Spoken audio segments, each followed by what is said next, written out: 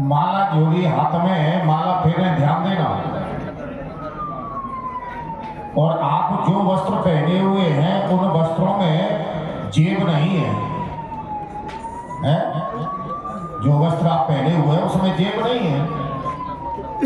और किसी यजमान ने आकर के आपको दक्षिणा दे दी तो उस दक्षिणा को कहाँ रखेंगे?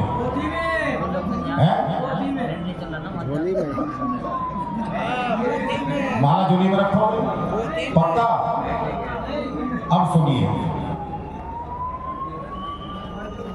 आजकल मोबाइल चल रहा है खूब, है? बाढ़ आ गई इसकी तो इस समय हम धर्म को विशेष महत्व देते हैं, पैसे को।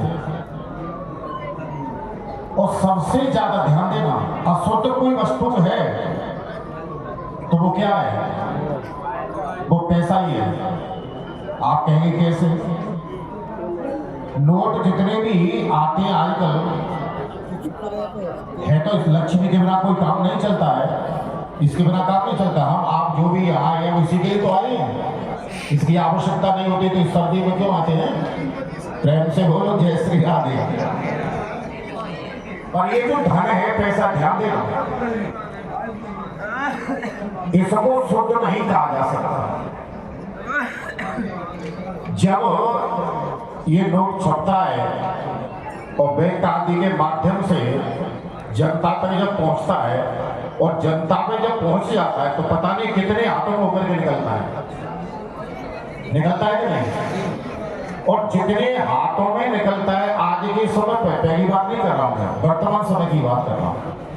हर कोई जब गिरता है ना तो कैसे गिरता है? वो जीभ से अंगूठा या उंगली लगाई और गिरना शुरू कर देता है। आप बताओ वो पैसा, वो नोट झूठा हुआ कि नहीं? अब ये निश्चित नहीं है तो उसको ब्राह्मण ही गिर रहे हैं या कोई महात्मा ही गिर रहे हैं।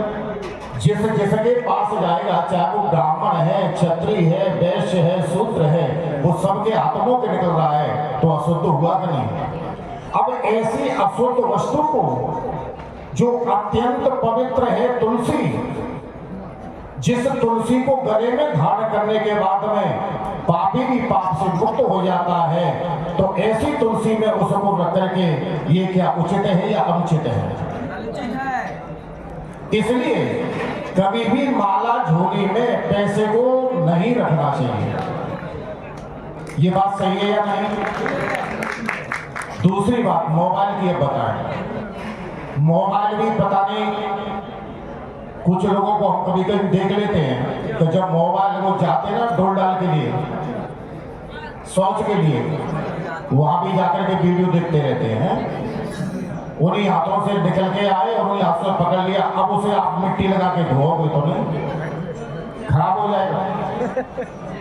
अब ऐसी वस्तु को, फिर दूसरी बात, जब बात करते हैं कभी कभी नेटवर्क की जब प्रॉब्लम हो जाती है तो उसको बिल्कुल मुंह से छुपा देते हैं, तो वो भी झूठ हुआ कि नहीं हुआ, फिर उसे नहीं धोते।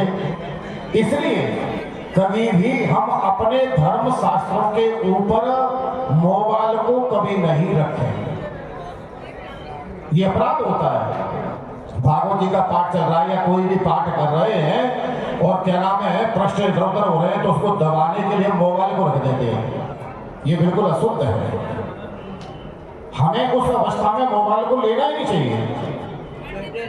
यदि किसी कारणवश आपने लिया है तो फिर उसके बाद में हमें शुद्ध जल से हाथ को धो लेना चाहिए।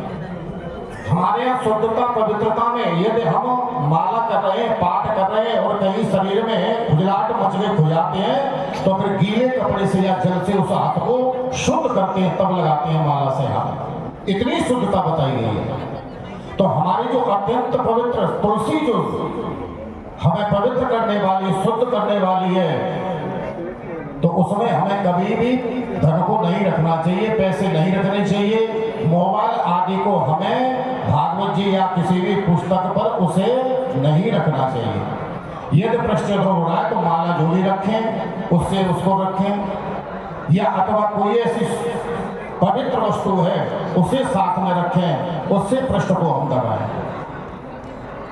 कभी कभी छोटी छोटी गलतियां जो हमें दिखाई नहीं दे रही है हम जो नित्य कर्म कर रहे हैं, जो सत्कर्म कर रहे हैं, वो हमारा निष्फल हो जाता है।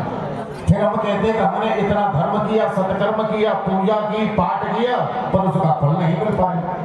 हम ये नहीं देख पाते कि हमारी इसमें त्रुटि कहाँ हुई। तो ये छोटी छोटी जो त्रुटियां हैं वो हमारे सब कार्य को व्यर्थ कर देती है, इसलिए इनका हमें विशेष ध्यान देना चाहिए।